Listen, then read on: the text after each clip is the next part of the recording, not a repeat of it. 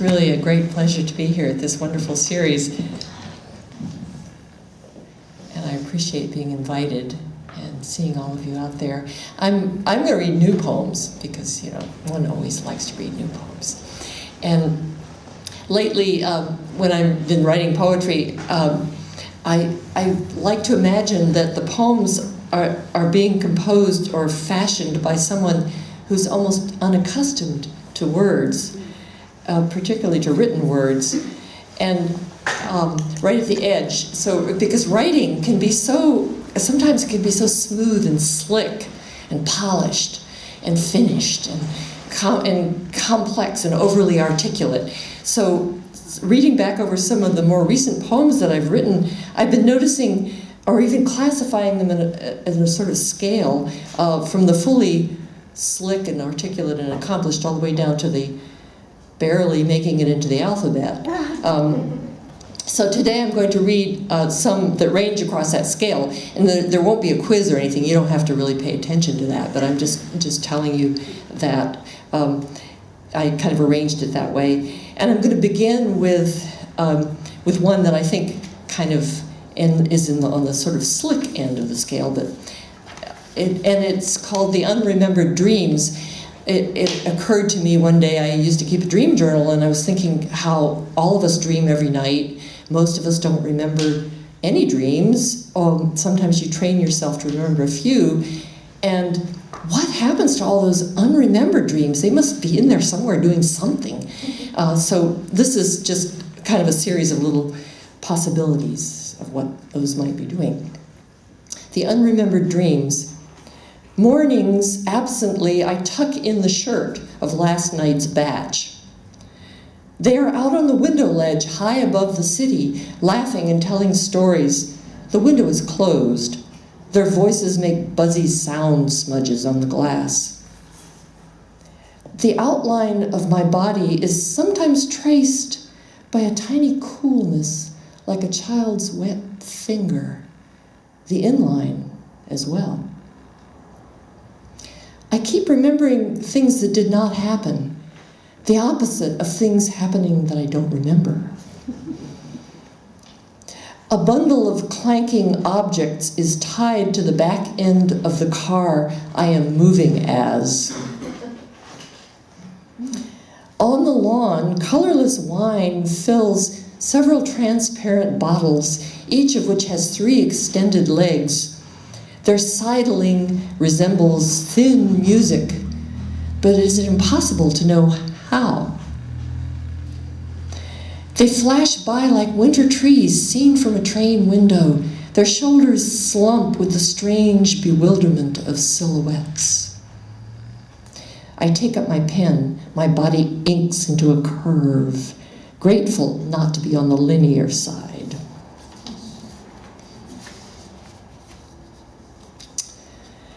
And this poem is kind of a strange love poem that came to me, and I put it out in my poetry box as the first and only time that I've ever put a poem of my own out there for February as the month of Valentine's Day. And I guess that's all I need to say. It's called Eavesdropping.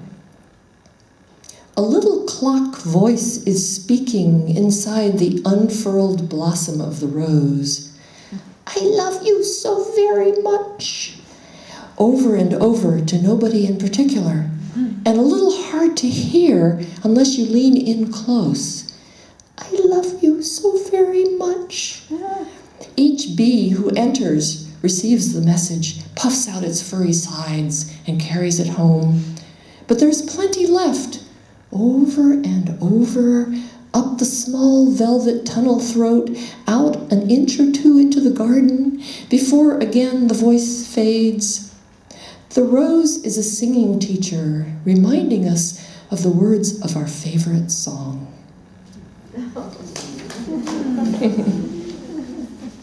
I think it is our favorite song, even though we fight each other and kill each other and do awful things to each other. This one is called Scale, and it's actually a poem about, speaking of inarticulate, it's a poem about forgetting. When you remember you think of the perfect word for something and then you forget it, and This happened to me, it happened in the Andrews Experimental Forest. I was out there for a Blue River gathering a couple of years ago on my birthday. Scale.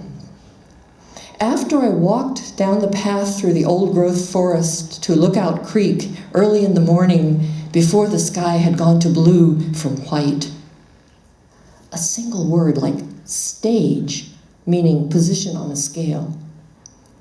After I had sat and faced the water, coming back up through the many greens of the forest floor, this time I saw carnage among the moss-covered mounds of downed logs, well on their way from one life to another, and I wondered what this meant. Like arrested in development or interrupted. This being my 70th birthday and no coffee yet, a perfect word of summary dropped into my mind, turned over and disappeared. But also emerging and even seething.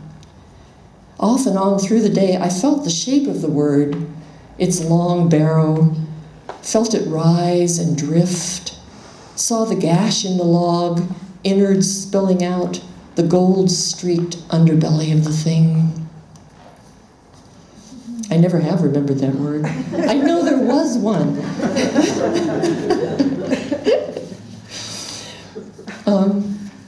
And I'm going to read a little bit now from a prose poem. I guess I'd call it a prose poem. I'm not even sure what that means, but a piece of lyrical prose, I guess. A couple of poems here on sort of on grieving. My husband died not too long ago, and it's been, the grieving process is so amazing. I'm sure it's different for everyone.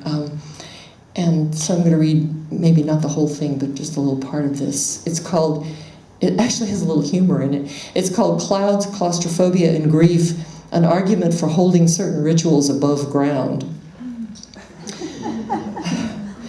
As I walk across the sunlit rug toward the front window of my house, I see a small movement in the rhododendrons outside and quickly realize it's a reflection of my feet, the fuzzy pink socks, the red Birkenstock sandals.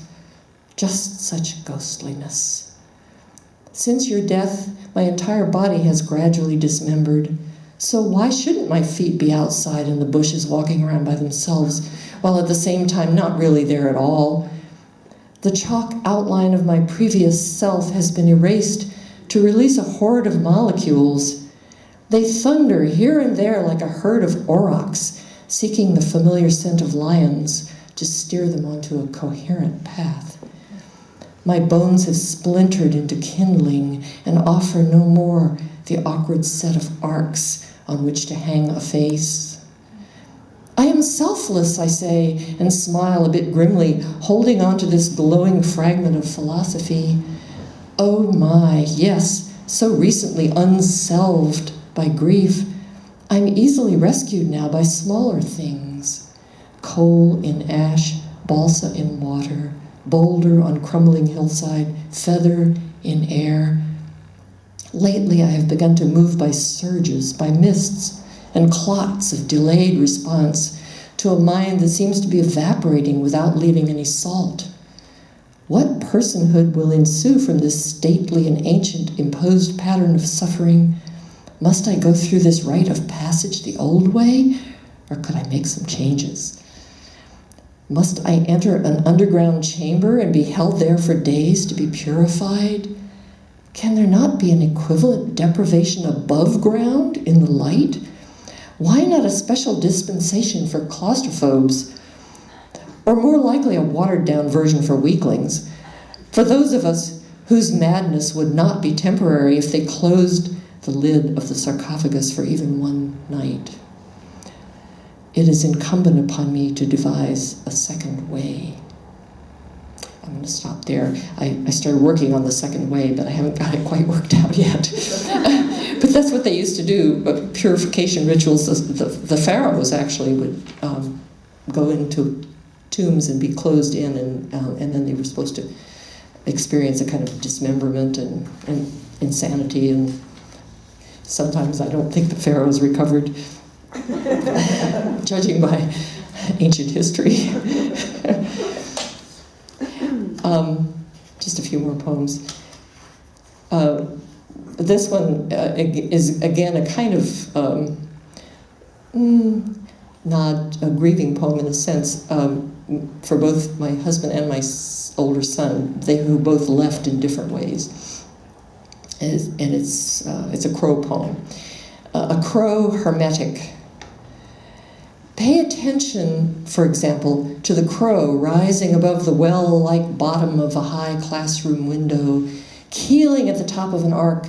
Its blue-black wings briefly darken the contrived glass rectangle, suggesting how many planes a crow may inscribe in one lifetime.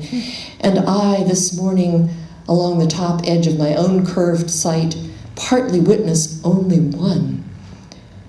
And so you left. And so you left who, my beloveds? Like needles set upright by clumsy hands, you fell and would not hold that point of balance all creatures know. I was actually in a Tai Chi class, and a Tai Chi teacher said that you can make a needle stand up straight if you just know the right point of balance, and that's what sort of triggered this poem.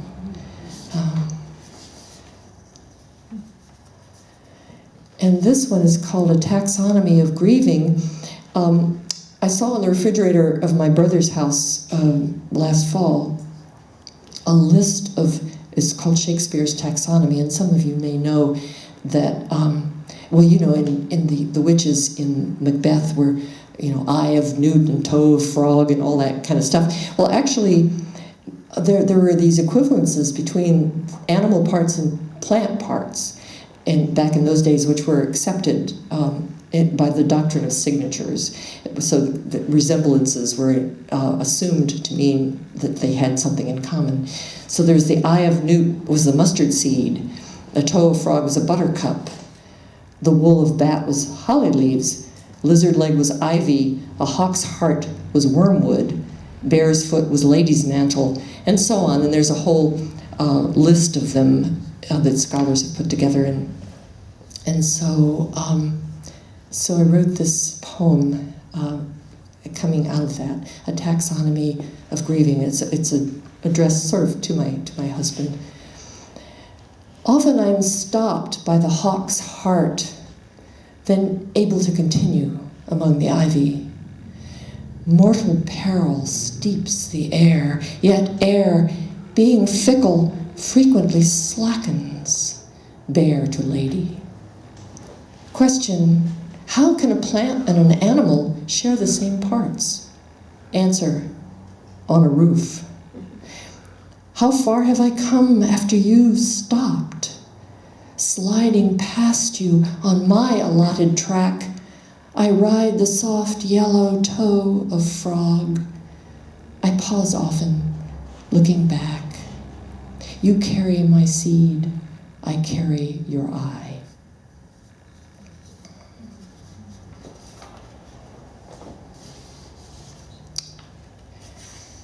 And I have two more poems.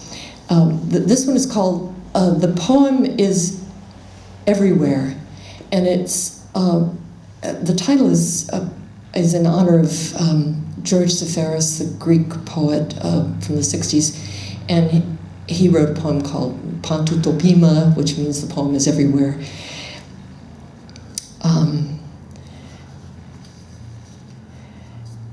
Seated in the doctor's office with a book of poems, I misread a word, and a seared man swings on a gibbet above my head, cracking slightly to emit puffs of gray which drift into the carpet. I close the book and look across the carpet to the patients shuffling, refusing to settle. The wool under them undulates with the myriad beings who surely dwell down there. We wander while the body sleeps, stalwart in some sense. For example, in the silence of January snow, trees in a forest may send out a noise like a horse blowing after it takes a drink. That sort of... Although rendered motionless by the cold, each tree can still alter space through the mute rigor of its total compression. This arouses in the rest of the forest a vigorous sacrificial tension, as the patients, dipping in and out of awareness like gentle wicks, sense soft hints of tenderness around them and expect they will come to pass. I guess you've all been in a doctor's office, and somehow there's something sort of sweet and pathetic about all these people moving around who are there for some illness. I'm